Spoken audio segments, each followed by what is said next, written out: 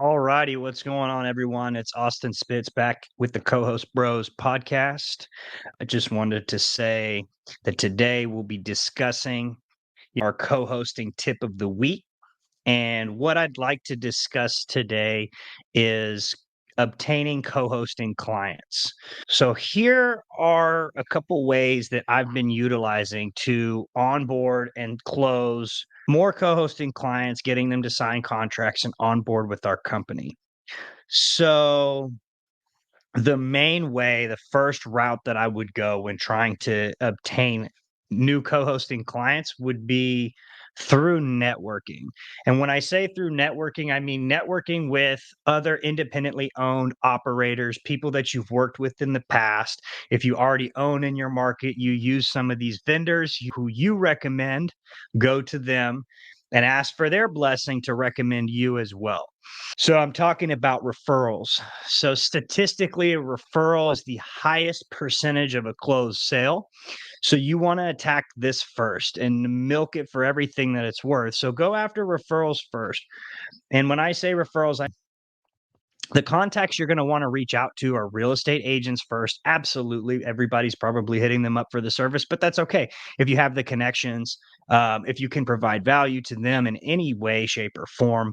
One thing that you could potentially do is print out a pro forma or analysis based on a potential property that they are either looking to buy for a client or not really sell, but if they're looking to purchase a short-term rental and that realtor knows, hey, I don't know anything about short-term rentals, or Austin's the guy in the market. Austin, can you put together a little analysis? It's a, you know, 5-bedroom property. It's this close to the lake. It's got a hot tub. Can you put a little analysis together so I can show with a great property manager who can execute my client what kind of gross revenue they can look at doing? So when you can come to them, that real estate agent, and say, hey, this property looks like it should be at $80,000 of gross revenue a year, whatever the case may be. But when you can provide that value to a real estate agent, then what do you think happens when they end up buying a house through that agent? Well, maybe they weren't looking, like a lot of people, they weren't looking to manage the house themselves. Well, you're already in the real estate agent's ear. You've helped them out. Okay. They sell the house, they get their commission, they move on, they're happy. And all they have to simply do is you ask for that referral, they pass it on to you. You meet, then the ball is in your court.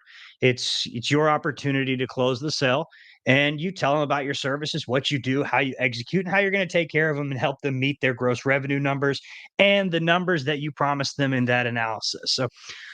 So that's the main one for referrals. You should also, I really like to give some incentive to my boots on the ground, my cleaner, my handyman team.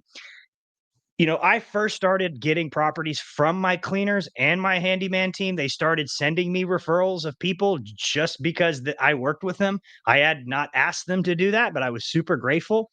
And I gave them some kickback after I closed the sale to say thank you. Hey, here's, 1 month's worth of what I would make on that property as a referral fee or whatever. And I would give them some incentive anyways, even though they didn't ask for it.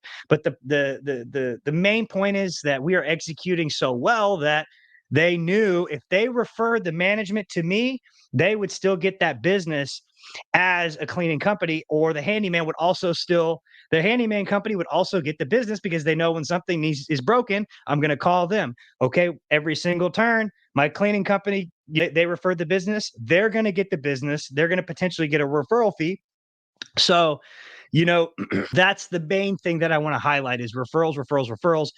Be a good person, stand on your word, do what you say you're going to do, and people will refer business to you and you help them, vice versa. Same thing with plumbers, electricians, anybody that you used in the past that you have a personal relationship with. Let them know what you're doing and keep sending them. Don't even ask. Just, there's a million Facebook groups and they say, who's a good plumber in the area? Every time you see that, you send the plumber that you know and you tag them in there and you tell them, hey, this is the guy, call them now. That's it. That's all you need to do. And they'll solve your problem. Boom. Every time they get that business, they're just going to think of you. Okay, this somebody needs property management. Oh, I just went to service a house. Man, it was an awesome house. Austin would be a great manager. Maybe I should, the owner's here. Maybe I should just say something. Boom. There it is. You're in the door. Hey, is this property manager performing for you? Well, I know a guy out here. He specializes in this market and he's really good. Boom. There you go. So it all comes full circle. Referrals are everything. I think I pretty much hit the nail on the head here. Real estate agents, cleaners, handymen, plumbers, electricians, anyone that you've used in the past, make sure they know what you're doing, work something out, and be the go-to contact for them for property management and see whatever you can do to continue to help their business. So that's co-hosting tip of the day, number one, which would be referrals. The next one, I already kind of hit the nail on the head with this one as well, but I'll go ahead and dive a little bit into it. And it's Facebook groups. Okay, you got to be in these Facebook groups where short-term rental owners are. There's always a local group. There's always a place they hang out at. You just need to be in there. You don't need to be weird. You don't need to be creepy. You don't need to be soliciting.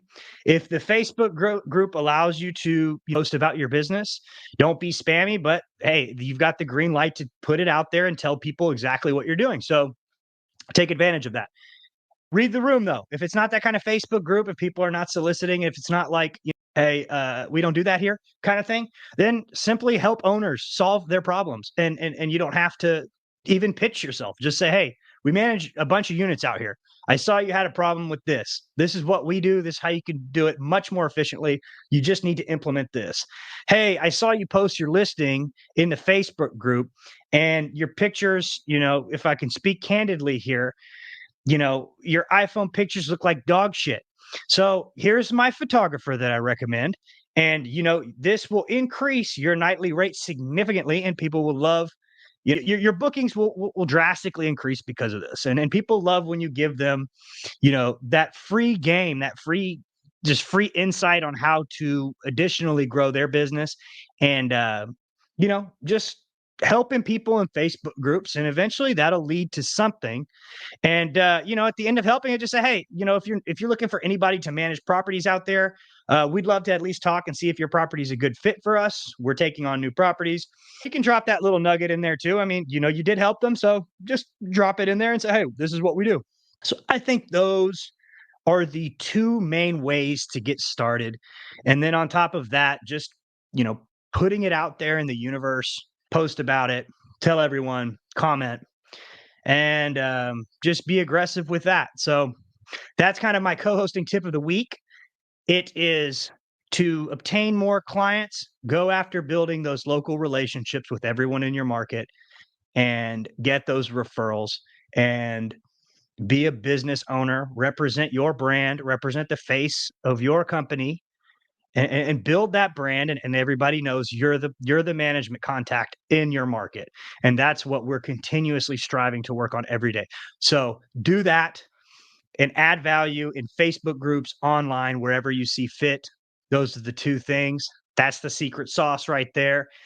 And yep, that's everything for today's little episode. Didn't want to take up too much time, but you know, those are the two things, and hopefully you guys got some value from this. And we look forward to you on the next podcast. We've got an amazing guest coming up next week, and we look forward to it.